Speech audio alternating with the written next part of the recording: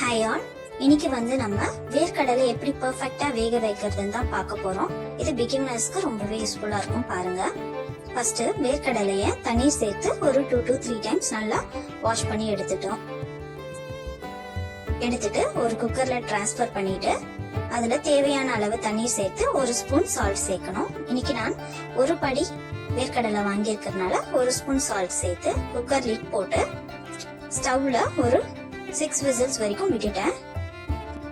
6 whistles வந்ததும் உடனே திறந்துடக்கூடாது. ஒரு 5 மினிட்ஸ் அந்த சால்ட் வாட்டர்லயே வேர்க்கடலை நல்லா ஊற விட்டுட்டு அதுக்கப்புறம் கேஸ் ரிலீஸ் பண்ணி குக்கர் லிட் திறந்துட்டு தண்ணீர் எல்லாம் ஃபில்டர் பண்ணி எடுத்தீங்கன்னா வேர்க்கடலை பாத்தீங்கன்னா ரொம்பவே சாஃப்டா ரொம்ப டேஸ்டா வந்திருக்கும்.